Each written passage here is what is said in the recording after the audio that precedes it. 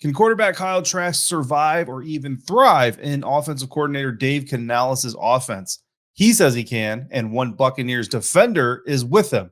That and more on today's episode of Locked On Bucs. You are Locked On Buccaneers, your daily Tampa Bay Buccaneers podcast, part of the Locked On Podcast Network, your team every day.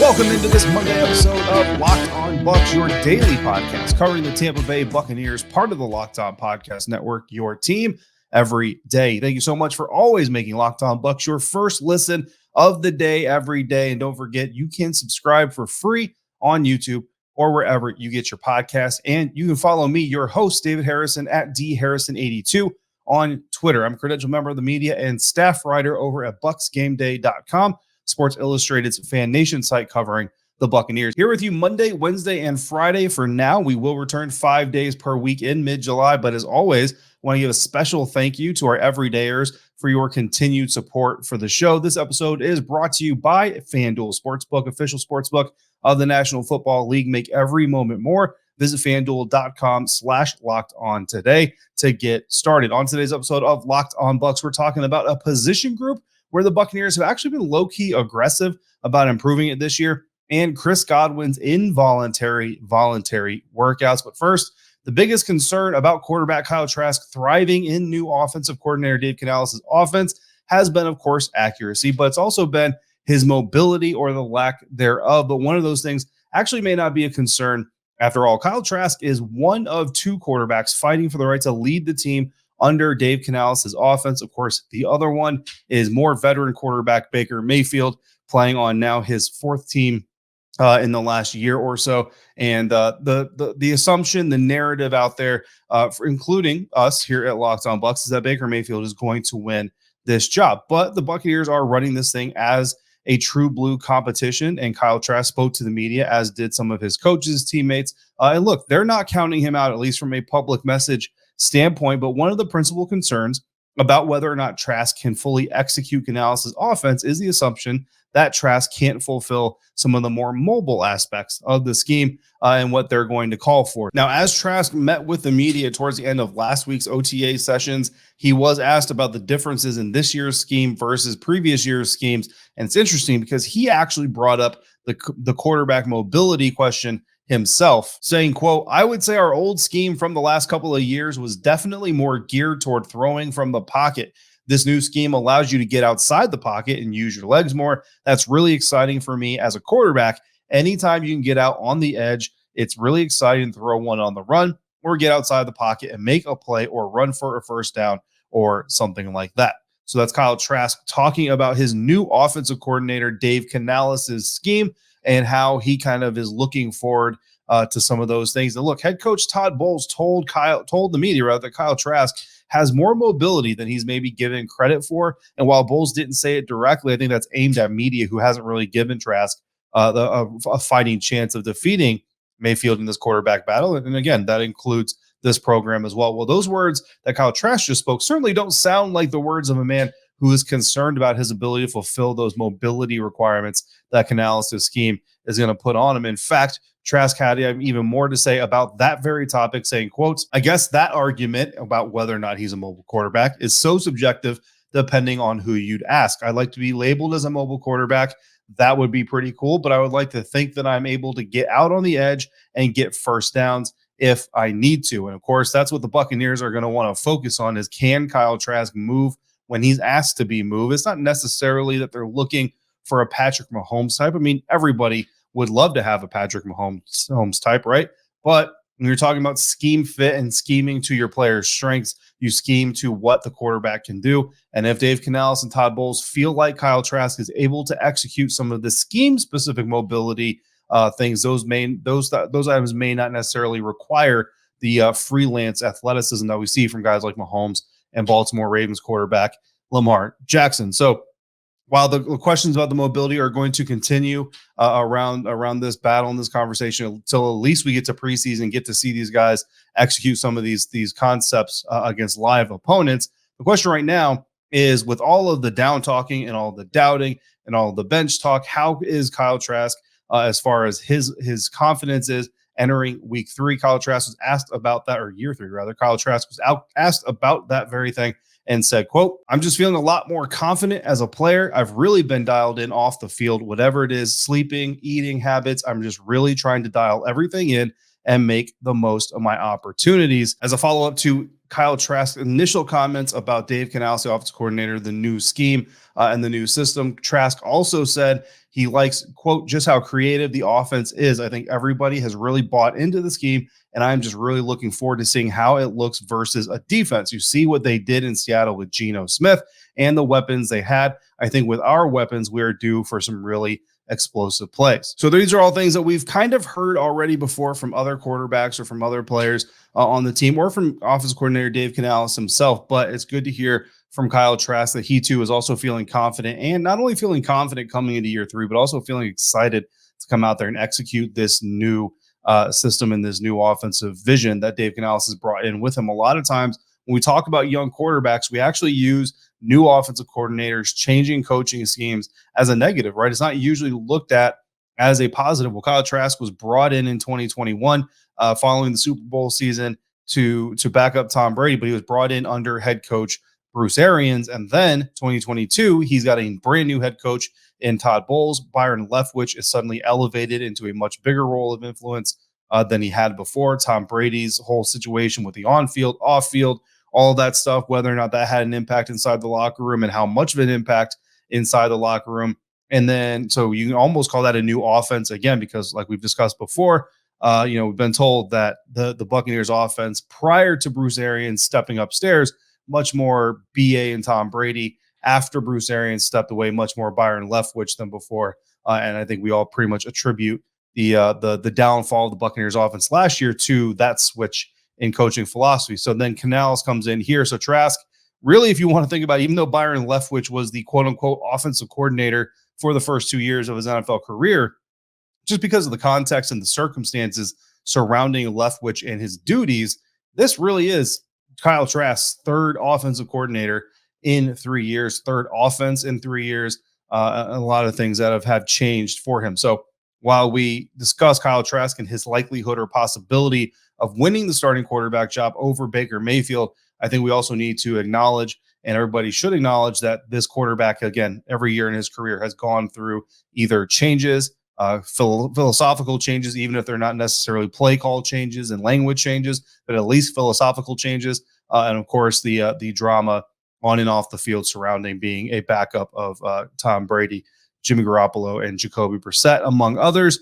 can certainly sympathize with what Trask has been through sitting behind old Tommy there until he retired. Now, you may, it's one thing to hear Kyle Trask, right, talk about, look, I can make these plays, I can be athletic enough, I can hit the edge and get a first down if I need to. But it means a little bit more when you hear from one of Kyle Trask's teammates, Antoine Winfield Jr., the star safety, the budding NFL star safety, was also asked about his quarterback. And here's one thing that he had to say, saying, quote, "I would say he's smarter. I remember facing him early on. There's still some things he needs to work on, but I feel he's getting the game more mentally," end quote. And Antoine Winfield Jr. followed it up by saying, quote, "Yeah, he's a dual threat quarterback. Don't get mistaken now.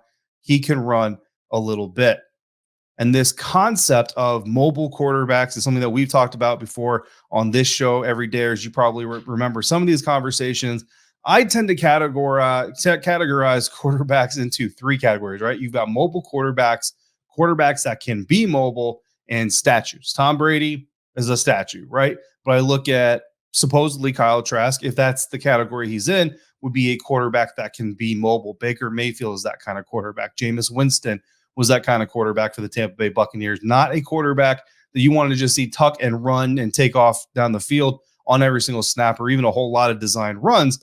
But if he needs to take off and run, can certainly do a little bit of damage. And then, again, you've got your mobile quarterbacks like Patrick Mahomes, Lamar Jackson. Doesn't mean they can't throw. It just means they're deadly with their legs as well as their arms. Antoine Winfield Jr. putting Kyle Trask in the mobile quarterback category. It'll be interesting to see just how much Kyle Trask gets unlocked in this Dave Canales offense once the preseason really gets going and underway. Another Bucs player that we know can run is receiver Chris Godwin. In his second year coming back from his ACL injury, he's feeling better than ever and feels this voluntary portion of the offseason for him really isn't. That's next on today's episode of Locked On Bucs, part of the Locked On Podcast Network, your team every day. And today's episode of Locked On Bucs is brought to you by FanDuel. Make a fast break to FanDuel during the NBA playoffs because right now new customers can get a no sweat first bet up to $2,500. That's $2,500 back in bonus bets if your first bet doesn't win. The Miami Heat evened up the NBA Final Series with a huge road win over the Denver Nuggets in Game 2 and are 2.5-point home underdogs in Game 3, currently with plus 120 odds to win their first home game of the series. Denver remains minus 270 favorites to win the whole thing, meaning a $100 bet right now for the Nuggets wins you $37 if they pull it off and win the first championship in their franchise's history. No matter what you bet, there's no better place to bet on all the playoff action than America's #1 sportsbook. Visit FanDuel.com/lockedon and get a no sweat first bet up to $2,500. That's FanDuel.com/lockedon. FanDuel, official sports betting partner of the NBA.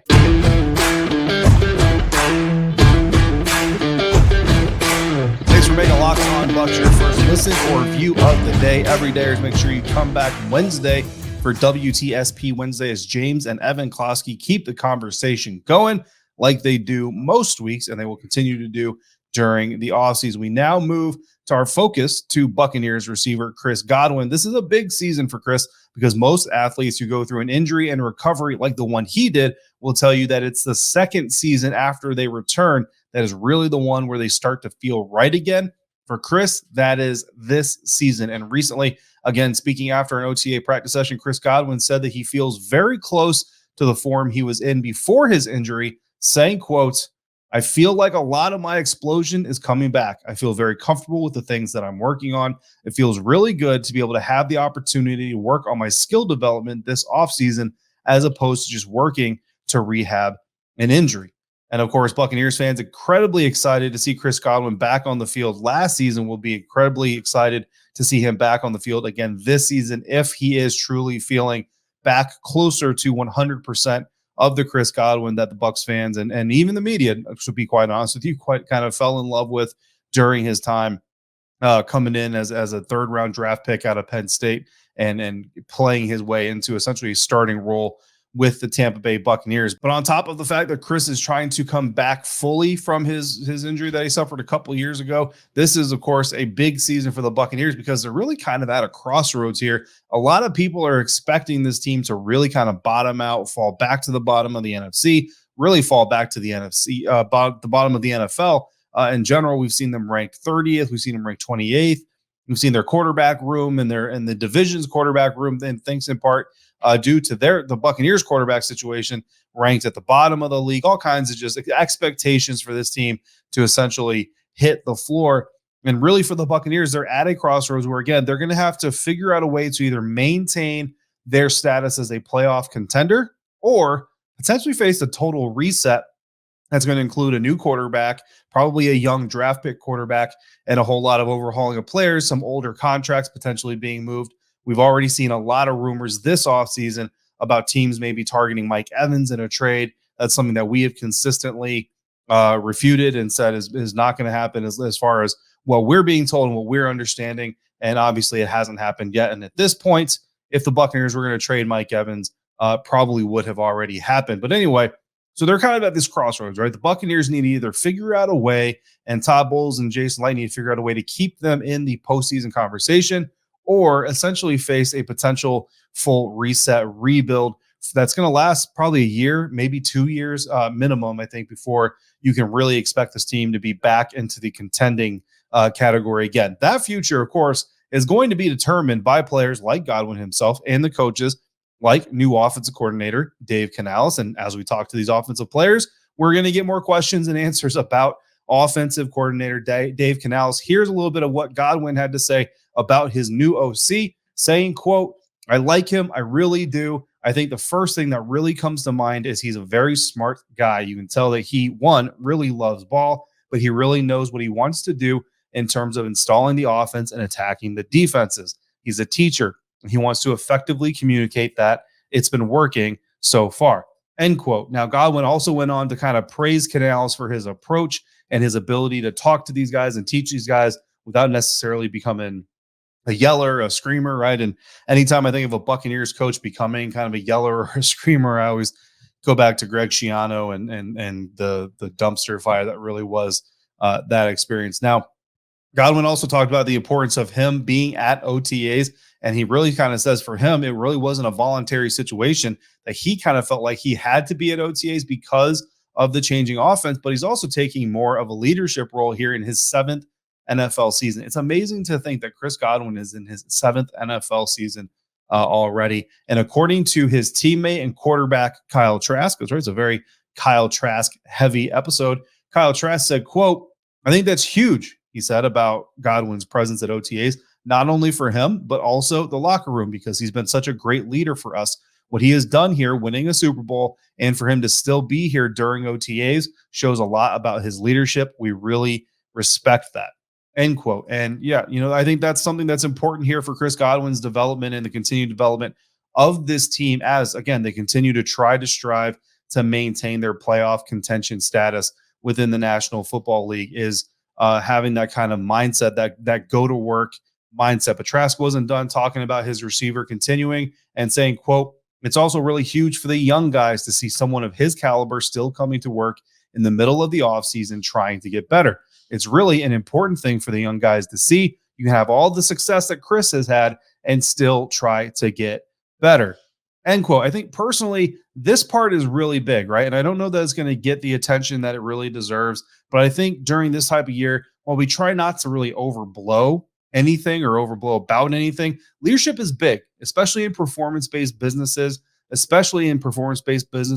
where you have a competition level that pits you up against a direct adversary, right? Like AT&T and Verizon are opponents, and they're performance-based businesses, but they don't actively, well, I guess commercials you could say, but like Verizon's not breaking into the AT&T factory and destroying product. But guess what? The New Orleans Saints defense is going to try to break into the Tampa Bay Buccaneers offense and destroy their offense. So that's the kind of direct adversary I'm kind of talking about here. And while coaches and front office personnel are certainly important leaders, players, I think, are always going to lean on other players more than there are other coaches and their front office personnel, especially when conditions get uncomfortable, like, I don't know, being a team ranked at the bottom of the league or your division. So like Trask said, if someone like Godwin can come out and give his all, give 100% after tearing his ACL, winning a Super Bowl, getting a second contract, all these things that a young guy like Trey Palmer and the other young receivers are trying to get, minus the injury, but working through the injury, then they really have no excuse to. Like Trey Palmer can't come out there and be like, "Man, it's really hot, I just don't feel it today," and then look over and there's Chris Godwin, the veteran who just tore his ACL 2 years ago, won the Super Bowl, got paid on a second contract, giving his all, right? If you're Trey Palmer and you see that happening, you have no choice. You got to go out there and get it done. And better yet, they have direct motivation to do it because you're now watching number 14 out there doing it as well. So again, not really something we can quantify, right? Like I can't tell you, well, 20% of this win in week 3 is going to be from Chris Godwin's presence during OTAs, but I do think that it is something that is important for Godwin himself, for the young receivers, the other players, and the Buccaneers as a team. So special thanks to the Tampa Bay Buccaneers PR staff for providing all the quotes included in today's article, but also a special shout out there to Christy Ackert of Tampa Bay Times, who aggregated a lot of these quotes into a great column on TampaBayTimes.com that you should all go read if you haven't already. If the Buccaneers are going to surprise everyone this season, we all agree, I think, that the pass rush needs to get better. And while the Buccaneers weren't aggressive in a lot of places this offseason, that's one area where I think they low-key were, and that's coming up next on today's episode of Locked On Bucs.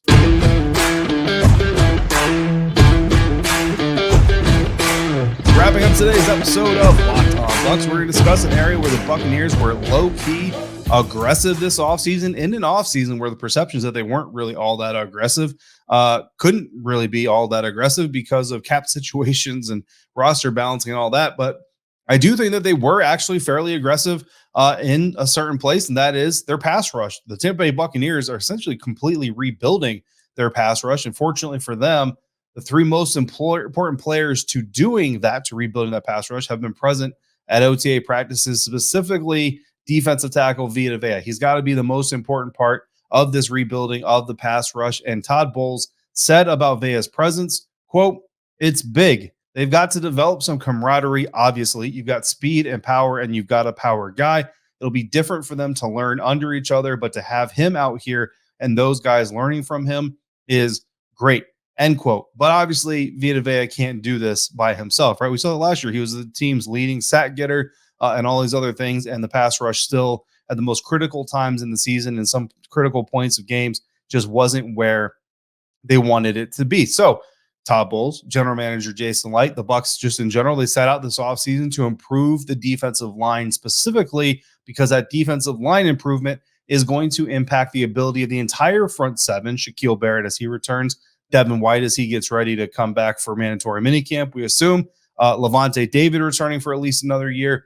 And then the other linebacker position, Joe Tryon-Shoyinka, where he's got Anthony Nelson out there, Yaya Diaby, whoever it is that's going to be rushing off the edge and up the middle from these linebacker spots. If the defensive line is more effective this year than it was last year, they're going to find a lot more success. So one of the things that the Buccaneers did is they went out and they signed former Los Angeles Rams defensive lineman Greg Gaines, and then they drafted Pittsburgh defensive line Kalijah Kancey. Now, that's only two moves, right? That's only two really supremely impactful moves, right? But you have a first-round draft pick and you have a veteran free agent brought in to really kind of take a starting role on this defense. But Kancey is kind of the biggest question in this whole thing, right? So Bowles said this about Kalijah Kancey. He said, quote, "It can have a huge impact," Bowles said about Kancey's skill and the potential he has to impact trench play. "You get more tackles for losses, which means you get less runs and you get more passes. We're trying to play on that side of the ball more. In the past, we've been bigger and heavier and stouter.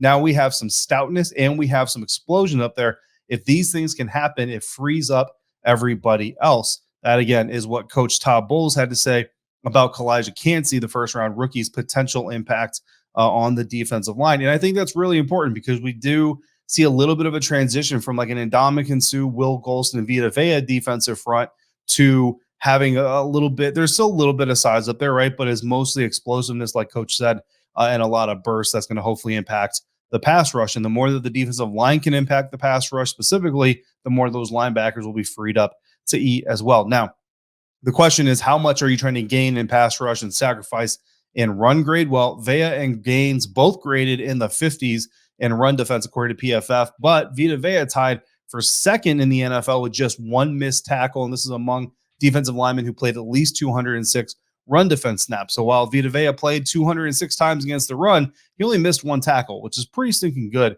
in my book. Gaines, by the way, tied for 19th place with 3 missed tackles. So between the two of them all last season, 4 missed tackles. Now, every missed tackle is bad, but 4 I think you can live with. So even though the run defense grade is fairly low, if teams are having to run through these two guys who tackle pretty consistently, I think the Buccaneers will be okay if Kalijah Kancey can come in and provide some of that impact that Coach Bowles was just talking about. Best I can tell, their grades really suffer for PFF because of stops, which PFF describes as plays in the run game made that would constitute an offensive failure. For the most part, you're talking about third down stops. Now, I don't know about Gaines specifically because I don't cover the Rams and I haven't gone back and watched 17, 18 games of Los Angeles Rams football. But if you're running against the Buccaneers on third down, who are you likely to run at the most, Vita Vea or anybody else? I think you're most likely going to run at just about anybody else other than Vita Vea. Now, I don't have those numbers. I don't know how many times opposing offenses ran against Vita Vea on third down versus running at Will Golston or Akeem Hicks or anybody else for that matter. But I'm pretty confident that if we were to go back and watch all the third down snaps and all the third down runs that the Buccaneers faced last year, a lot of them are probably not going to Vita Vea, or if they are going towards Vita Vea, so are about 3 offensive linemen to just force him out of the way, which if I'm grading something, I'm not going to hold it against Vita Vea that 3 big offensive linemen or fullback or whatever came in to push him out of the way. In fact, I might even give him a good grade because that just shows the impact that he can make. So the presence of Kancey, the presence of Gaines, along with Vita Vea's return, rotational use of Logan Hall, and then you have the other depth players as well on that defensive front. If it all goes to plan, it's going to help free Vita Vea up for more plays, especially in the run defense, which is going to raise his grade. But it's also going to free up those linebackers again. And the better the line plays, the better the linebackers play, the better the secondary will perform because they have less time that they have to cover these receivers because rushers are getting home a lot faster, right? That's at least the theory. It's trickle down defensive line